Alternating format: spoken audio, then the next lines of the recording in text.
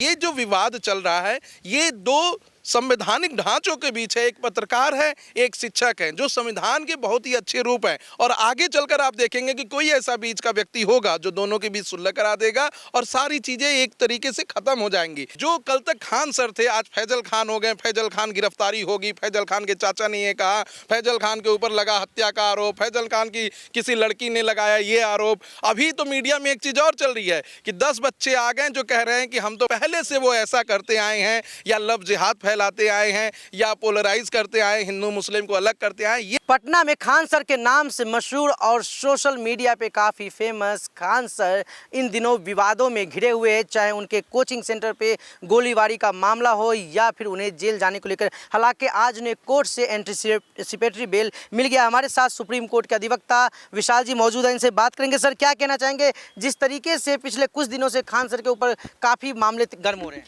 देखिए, मामले गर्म होने भी चाहिए, क्योंकि इनके को एक्यूज ने एक बयान लगाया है कि उनके कहने पे गोली फायरिंग की गई है। हालांकि section 25, section 26 Indian evidence act का कहता है कि को एक्यूज के बयान को एडमिसिबल नहीं माना जाएगा अगर वो पुलिस के सामने है। और भारतीय साक्ष्य अधिनियम की धारा 23 सब क्लॉज 2 में भी यही लिखा है।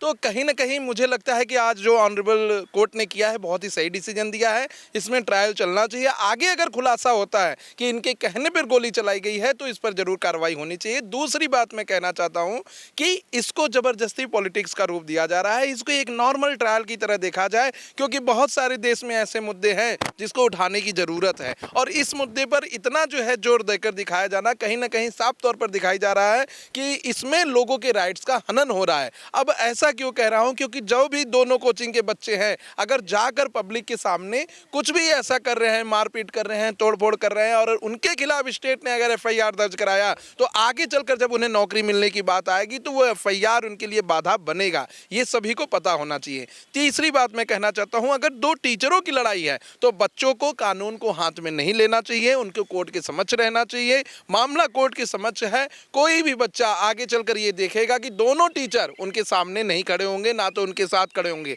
वो यही कहेंगे कि हमने तो नहीं कहा था कि कानून को अपने हाथ में लो। तो मेरा मानना है कि आगे चलकर इसमें जांच होनी चाहिए। हालांकि अभी सिविल कोर्ट ने उन्हें एंटीसिपेटरी बेल दे दिया है, क्रिमिनल कोर्ट के पटना ने, और एंटीसिपेटरी बेल तब तक ये मान्य रहेगी जब तक कि ट्रायल कंप्लीट ना हो जाए। आगे चलकर इस एंटीसिपेटरी बेल को चैलेंज किया जा सकता है, जैसा कि हमने मध्य प्रदेश के केस में देखा कि गिरिबाला सिंह के एंटीसिपेटरी बेल को हाई कोर्ट में चैलेंज किया गया और हाई कोर्ट से वो खारिज भी हो गया। तो इस एंटीसिपेटरी बेल को हाई कोर्ट में चैलेंज भी किया जा सकता है। लेकिन प्रथम दृष्टया देखने से लग रहा है कि खान सर को जो जमानत दी गई है लीगली वैलिड है, और कानून भी वही कहता है कि किसी को एक्यूज के बयान पर किसी को जबरदस्ती आप जब तक उसके खिलाफ कंक्रीट एविडेंस न मिल जाए उसको जेल में नहीं रख सकते। अब इसका एक उदाहरण भी मैं देना चाहता हूं। जैसे ये मेरे साथी हैं, अधिवक्ता हैं, ये किसी जुर्म में अगर कोर्ट में पकड़े गए, जेल में पकड़े गए, तो अगर ये सिर्फ बयान ये देते हैं कि हमारे साथ यह भी थे, तो पुलिस उस पर प्रथम दृष्टया भरोसा नहीं करेगी जब तक कोई कंक्रीट एविडेंस न मिले।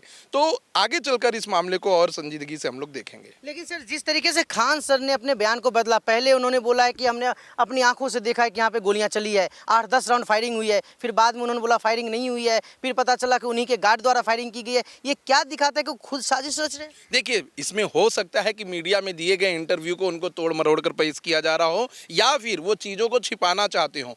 ये सारी चीज़ें ट्रायल के समक्ष आएंगी और पुलिस इस पर पूछ भी सकता है कि इस मीडिया को दिए गए इंटरव्यू में या इस समय दिए गए इंटरव्यू में आपने ये बयान किया है और अगले समय ये किया है। दूसरी बात, अगर जो को एक्यूज ने बयान दिया है वो कोरॉबरेट करेगा इंसिडेंट से, तो उनको खामियाजा भुगतना पड़ सकता है। लेकिन अभी प्रथम दृष्टया गिरफ्तारी कर लेना या फिर उनको जेल में डाल देना थोड़ा सा सही नहीं है, क्योंकि ऐसा कोई किसी व्यक्ति को हार्म नहीं हुआ है। हवाई फायरिंग की गई है और वो भी लाइसेंसी बंदूक से की गई है। तो हवाई फायरिंग और लाइसेंसी बंदूक और दूसरे के द्वारा, इसमें खान सर को एंटीसिपेटरी बेल मिलना मुझे लगता है कि बहुत ही सही निर्णय है। लेकिन सर, बेल एक अपनी जगह पे मुद्दा है, भारत में बेल तो मिल ही जाता है, लेकिन जिस तरीके से खान सर की पॉपुलैरिटी थी और कहा जा रहा था कि सबसे कम पैसे में पढ़ाते हैं, अब बातें निकल के आ रही उनसे बहुत ज़्यादा सस्ता पढ़ाने वाले पटना में और भी लोग हैं, तो ये ये सोशल मीडिया पर सिर्फ पॉपुलैरिटी का खेल था या फिर ये सच में ऐसे लोगों के लिए कर रहे हैं? नहीं, देखिए मैं तो यह मानूंगा कि अगर कोई और सस्ता पढ़ा रहा है तो पढ़ाना चाहिए, कई लोगों को फ्री में पढ़ाना चाहिए, और यह भी सस्ता पढ़ा रहे थे, इससे कोई दरकिनार नहीं किया जा सकता। लेकिन कुछ दिनों से एक विवाद और चल रहा है जो खान सर और आज तक की जो एडिटर है अंजना ओम कश्यप के बीच चल रहा है। हालांकि उसमें दिल्ली हाई कोर्ट ने नोटिस इशू कर दिया है खान सर और कई लोगों के खिलाफ, लेकिन उसमें भी ऑनरेबल दिल्ली हाई कोर्ट ने कोई इंटरिम रिलीफ नहीं दिया है अंजना ओम कश्यप और उनके वकीलों को। तो मुझे ये मानना चाहिए कि ये जो विवाद चल रहा है ये दो संवैधानिक ढांचों के बीच है। एक पत्रकार है, एक शिक्षक है, जो संविधान के बहुत ही अच्छे रूप हैं, और आगे चलकर आप देखेंगे कि कोई ऐसा बीच का व्यक्ति होगा जो दोनों के बीच सुलह करा देगा और सारी चीजें एक तरीके से खत्म हो जाएंगी। लेकिन प्रथम दृष्टया यह कहना कि इनसे सस्ता कोई पढ़ा रहा है तो इनको सस्ता नहीं कहना चाहिए या इन्होंने किसी का भला नहीं किया, ये गलत होगा। बहुत से शिक्षक ऐसे हैं, बहुत से बच्चे ऐसे हैं, दरोगा ऐसे हैं जो इनसे पढ़ाए गए हैं, बहुत से लोग ऐसे हैं जो अभी भी ऑनलाइन कोचिंग देख रहे हैं यूट्यूब पर। और उस समय कोरोना में जब कोई टीचर नहीं था तो ऐसे ही तमाम टीचर थे, सिर्फ एक खान सर नहीं, देश के तमाम टीचरों ने ये बागडोर संभाली और बच्चों को पढ़ाया और बच्चों का भविष्य को संवारा। इसको हम मना नहीं कर सकते। और रह गई बात पत्रकार और शिक्षकों के बीच जो लड़ाई चल रही, तो उसमें भी मेरा कहना है कि दोनों ही संविधान के ढांचे हैं और दोनों ही न रहें तो समाज का विकास नहीं हो सकता। इवन कि पत्रकारों को, मीडिया को ऑनरेबल सुप्रीम कोर्ट ने लोकतंत्र का चौथा स्तंभ माना है, तो दोनों का होना जरूरी है। एक दूसरे के ऊपर आरोप लगाने से सिर्फ और सिर्फ दोनों लोगों की बदनामी हो रही है और कुछ नहीं हो रहा है। आगे चलकर आप देखिएगा तो ये केस 5 साल 10 साल चलने के बाद यही पता चलेगा कि दोनों लोग आपस में बैठकर सुलह कर लिए, और इसमें नुकसानी होगी तो सिर्फ उन बच्चों की जो कहीं ना कहीं धरना प्रदर्शन के नाम पर तोड़फोड़ कर रहे हैं, अपनी पढ़ाई को नुकसान पहुंचा रहे हैं, जो अभी वैकेंसी आई है उसमें ध्यान न लगाकर इन सब कंट्रोवर्सी में ध्यान लगा रहे हैं। आप किसी का समर्थन कर सकते हैं, आपके लिए शिक्षक भी बड़े हैं, आपके लिए पत्रकार भी बड़े हैं, लेकिन अपने भविष्य को भी ध्यान में देखिए, क्योंकि भारतीय कानून ये कहता है, सर्विस ज्यूरिस्प्रूडेंस ये कहता है कि अगर आपके ऊपर कोई क्रिमिनल एफआईआर हो गया तो जो आपको अपॉइंट करने वाली अथॉरिटी है वो डिसीजन ले सकती है कि इस एफआईआर में इनको नौकरी देना चाहिए या नहीं देना चाहिए, और फिर आप कोर्ट में भी नहीं कर सकते। और मान लीजिए किसी दंगा या बलवा का आपके ऊपर आरोप है, प्रोटेस्ट करने का आरोप है, तो जो कंपनी अपॉइंट करेगी, जो गवर्नमेंट ऑफिसर अपॉइंट करेगा, वो आपको नौकरी देने से मना कर सकता है। तो मेरा सभी छात्रों से यही कहना है कि ये वैचारिक मतभेद है लोगों का, इसको वैचारिक रूप से आप लड़िए, सड़कों पर उतरकर देश के संसाधनों को तोड़-फोड़ कर, इसमें कोई भी किसी को फायदा नहीं होने वाला है। सर, लॉकडाउन के समय पे आपने कहा काफ़ी ऑनलाइन क्लासेस शुरू हुई है, 2-3 टीचर देश भर में काफ़ी फेमस हुए, कुछ चुनाव भी लड़े हैं, यूपीएससी कुछ तैयारी करवाते हैं, तो लोग अब आरोप लगा रहे हैं कि ये सिर्फ अपने व्यूज पाने के लिए पढ़ाई के अलावा बाकी सभी बातें करते हैं। आप इसे कैसे देखते हैं? देखिए, मैं मानता हूं कि जिसका 6,000 करोड़ का, 12,000 करोड़ का इनकम हो, वो उसको व्यूज पाना और ऑनलाइन दिखने से कोई मतलब नहीं है। वो तो 2-4 ऐसे मीडिया हैंडल्स को रखेगा, पीआर टीम को रखेगा, सारे व्यूज उसको बटोर कर दे देंगे। मेरा ये मानना है कि शिक्षा को घर घर पहुंचाने का काम ऐसे लोगों ने किया है, उनका सम्मान होना चाहिए।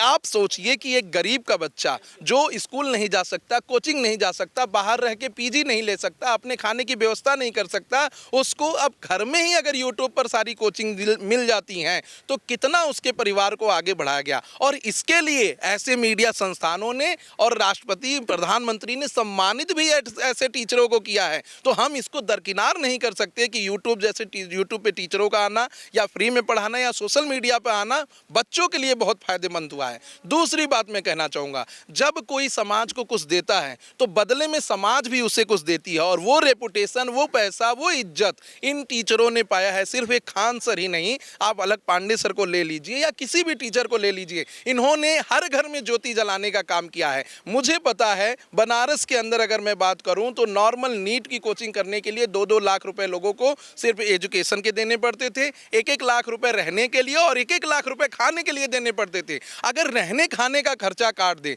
और 2 लाख की जगह जो ऑनलाइन फीस होती है वो 50% होती है, 1 लाख हो जाए, तो आप समझिए कि एक गरीब का बच्चा भी पढ़ सकता है। और मैं मानता हूं कि ऐसे टीचरों ने ऐसे तमाम बच्चों को पढ़ाया है। हो सकता है कि एक समय बाद लोगों के अंदर अहंकार आ जाए, हो सकता है कि बहुत ज़्यादा लोग जब आगे बढ़ते हैं तो अपने आगे बढ़ने की स्थिति को पचा न पाएं और लोग गलत सलत स्टेटमेंट देंगे। लेकिन इससे हम यह नहीं कर सकते कि उन्होंने प्रीवियसली अच्छा काम नहीं किया था, अच्छा काम किया था। वैचारिक मतभेद हो सकते हैं, दोनों लोगों में लड़ाई चल रही है, ऑनरेबल कोर्ट के समक्ष मामला है। मुझे लगता है कोर्ट को डिसाइड करना चाहिए, इसमें बच्चों को कहीं से नहीं आना चाहिए। वकील लड़ें, दोनों लोग लड़ें, क्योंकि दोनों लोग बहुत ही सक्षम हैं, पैसे से, रुपए से, धन से, दौलत से, वो लोग आपस में लड़ेंगे चलेगा। लेकिन अगर बच्चे लड़ें, जैसे खान सर का वहाँ के जो कोचिंग सेंटर है उससे भी जो झगड़ा है, उसमें अगर दोनों कोचिंग के बच्चे लड़ेंगे तो उन माता पिता का हानि होगा जो बहुत उम्मीद के साथ उन बच्चों को भेजे हैं। बच्चों को इसमें लड़ाई नहीं करनी चाहिए।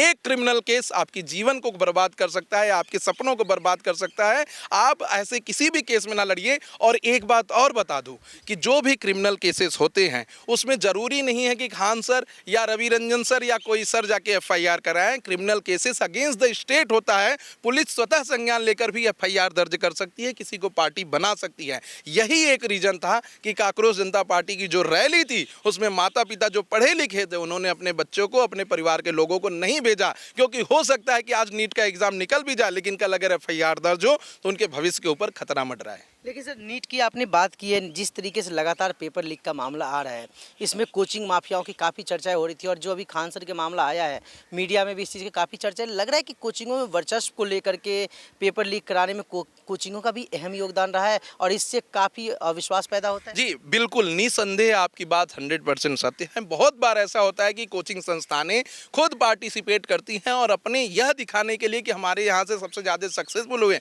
वो पेपर लीक भी कराने की बात करती है। अभी इलाहाबाद के अंदर एक कोचिंग सेंटर बंद भी हुआ है, सील किया गया है, क्योंकि उनके ऊपर आरोप है कि उन्होंने कई पेपर को जो है लीक कराया और अपने यहाँ मॉक टेस्ट में देकर लोगों को पढ़ाया और समझाया। तो कहीं ना कहीं ऐसे लोगों पर नकेल कसना चाहिए। शिक्षा सुगम होनी चाहिए, शिक्षा को हार्ड नहीं बना सकते कि उस तक कोई पहुंच ही ना पाए। और डॉक्टर भीमराव अंबेडकर का भी मानना था कि जितने भी लोग समाज के दलित हैं, पिछड़े हैं, कुचले हैं, ओबीसी वर्ग से हैं, उन्हें रिजर्वेशन एजुकेशन में भी देना चाहिए, क्योंकि जब वो शैक्षणिक रूप से विकसित होंगे तभी इस देश में 100% पार्टिसिपेट कर सकते हैं। अगर ऐसा हो जाए कि कोई 20 लाख रुपए देकर नीट का पेपर लीक करा रहा है और कोई दिन रात मेहनत करके वो पेपर क्वालिफाई नहीं कर पा रहा है, तो ये हमारे सिस्टम के ऊपर, हमारे लोकतंत्र के ऊपर, हमारे संवैधानिक ढांचे के ऊपर एक खतरा है, एक हमला है। इसे सभी नागरिकों को एड्रेस करना चाहिए। लेकिन इसके आड़ में कोई नया पार्टी बनाकर अगर देश विरोधी नारे लगाता है, कोई नई पार्टी बनाकर देश को तोड़ने की बात करता है, तो वो भी इस देश के युवा को स्वीकार नहीं करनी चाहिए। आप ही के चैनल पे मैंने पहले कहा था कि इस देश के युवा अपने मातृभूमि को नमन करते हैं, सोकर उठते हैं, पहले चरण पैर जो है जमीन पर नहीं रखते, पहले माथे का तिलक लगाते हैं, उसके बाद ही पैर रखते हैं। ये कभी भी अपने देश के खिलाफ नहीं जाएंगे। यही रीजन है कि इतनी बड़ी आर्थिक मंदी होने के बाद भी, नेपाल और बांग्लादेश में इतने बड़े प्रोटेस्ट होने के बाद भी भारत में एक चू से चा बोलने वाला कोई नहीं हुआ और कहीं पर कोई तोड़ फोड़ नहीं हुआ। और यही एक कारण है कि आज भी इतने बड़े आर्थिक मंदी के दौर में 7.2% के ग्रोथ रेट के साथ हम बढ़ रहे हैं, क्योंकि यहाँ के लोग संगठित है, अपने सरकार की बात मान रहे हैं और लोग देश को आगे बढ़ाने के लिए निरंतर प्रयास कर रहे हैं। तो मेरा मानना है कि कहीं से भी कोई प्रोटेस्ट सफल नहीं होगा। अभी सुन रहा हूं कि एक हफ्ते बाद फिर प्रोटेस्ट होने वाला है, उसमें भी सफल नहीं होगा। अब तो ये हो सकता है कि पुलिस इनके ऊपर कार्रवाई भी करे। जी, लेकिन सर, ये खान सर के हम फिर से आ रहे हैं कि खान सर की पॉपुलैरिटी पे या उनकी जो रेपुटेशन थी देश भर में, विशेष रूप से देखा जा रहा था उनको, उनमें काफ़ी गिरावट आने वाली इसके बाद। देखिए, काफ़ी गिरावट तो इसलिए आ रही है क्योंकि जितनी मीडिया चैनल्स को मैं देख रहा हूं, अब खान सर को छोड़कर फैजल खान यूज़ करने लगे हैं।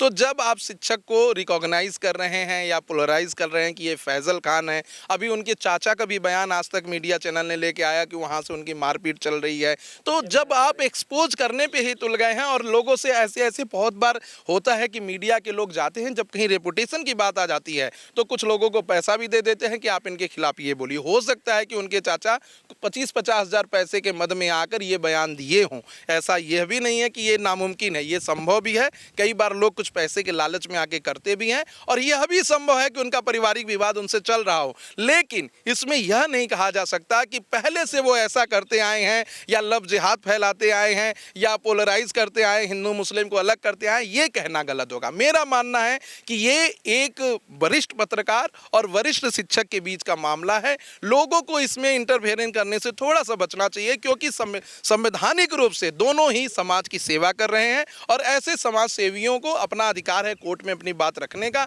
वो कोर्ट के जरिए ये सब बातें कर रहे हैं, करने दीजिए। हो सकता है कि दोनों लोग आगे चलकर सुलह कर लें और जो बीच में हो, जो लड़ाई कर रहे हैं कहीं इनकी तरफ से कहीं उनके तरफ से, वो आगे चल के टारगेट हो। लेकिन सर ये आज तक की तो बात ही नहीं हो रही है, बात हो रही जो उनके सामने ट्यूशन सेंटर है, नहीं, कोचिंग देखिए, सेंटर वहाँ के हो रही है। लेकिन खान सर के बारे में कहा जाता है कई बार वो गलत चीज़ें काफ़ी कॉन्फिडेंस के साथ पढ़ाते, कई लोग वीडियो बना के उनको काट रहे हैं सोशल मीडिया। देखिए, मैं इसमें जो पहले क्वेश्चन का आंसर देता हूं कि मुझे ऐसा लगता है कि ये सब उसी घटना के इर्द गिर्द घूमने वाली बात है। हो सकता है कि जो वरिष्ठ पत्रकार हैं, जी टाइमिंग को लेकर जो वरिष्ठ पत्रकार हैं वो देखे हों कि इनका कंपटीटर कौन है, कंपटीटर से कुछ बात कहे हों कि आपस से कंट्रोवर्सी करिए, हम आपके साथ हैं, और ऐसी कंट्रोवर्सी हुई हो सकता है मे बी। लेकिन अभी मैं पुख्ता सबूत के साथ नहीं कह पा रहा हूं, क्योंकि जिस तरीके से घटनाएं हुई, चाचा का जाके बयान लेना, फिर उन्हीं के राइवलरी कोचिंग सेंटर का मार करना, उनके बॉडीगार्ड को मारना, गोली चलवाना, फिर एसआईटी गठित हो गई इनको गिरफ्तारी करने के लिए, ये भी अलग बात है।